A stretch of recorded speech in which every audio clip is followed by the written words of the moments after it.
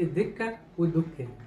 الدكة في الدكان، والدكان متسمي أصلا على الدكة، بس هي ما اسمهاش الدكة، هي اسمها الدكة. الدكة هي المصطبة اللي يمكن بنشوفها لحد دلوقتي. بعض البيوت في القرى مبني قدامها مصطبة للقعدة، يعني هي عبارة عن بناء كده مرتفع عن الأرض بيقعد عليه الإنسان، أو أحيانا إن هو بيستخدمه في أغراض أخرى. وكلمة دك جاية من الضرب أو الهدم أو الضغط بتاع المواد مثلا معينة، زي ما بنقول الدك الطريق مثلا، بعض المواد اتدكت مع بعضها علشان تعمل تكوين معين. هنا اللي بنقصده هنا في المصطبة هو الجزء بتاع البناء المرتفع عن الأرض.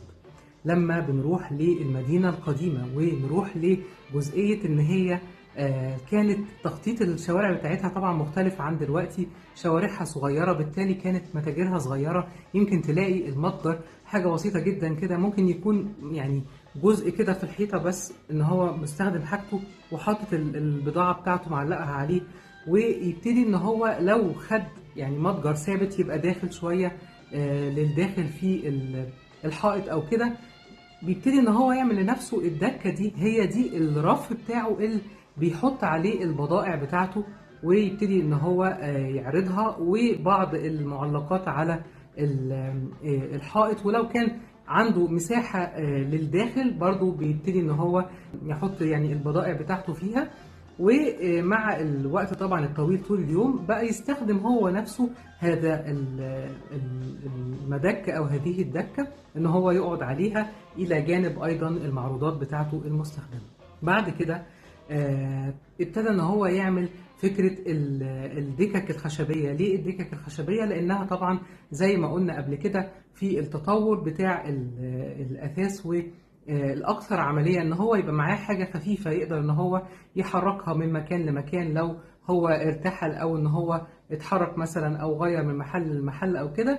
وايضا في ناس ضمت الدكة الخشبية الى الدكة دي بحيث ان هي يبقى حاطط دي قدام دي، وشفنا ده برضو ايضا في بعض صور المستشرقين.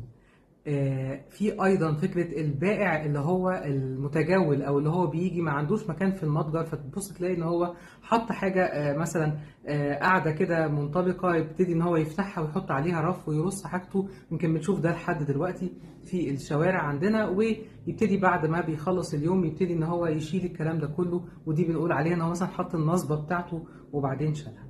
يبقى اللي كان عنده حاجه ثابته هي كانت بتبقى فكره الدكه دي. وهنا هنلاقي لما هو عمل الحاجات الخشبية أو الدكة التانية دي إنه كان بيرفعها ارتفاع عالي شوية عن الأرض.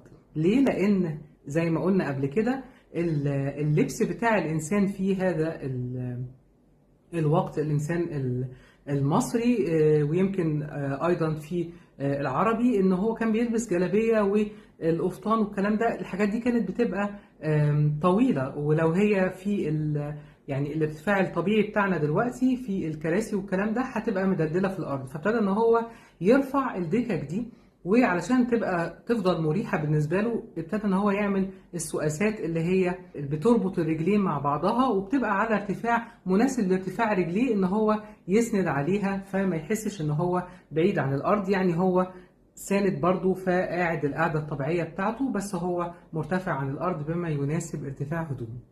دايما زي ما بنقول الانسان هو الاساس بتاع التصميم، والاحتياج بتاعه هو اللي بيحدد محددات التصميم، وبعد كده بتيجي كل حاجة وراه، والحكاية دايما تصميم داخلي.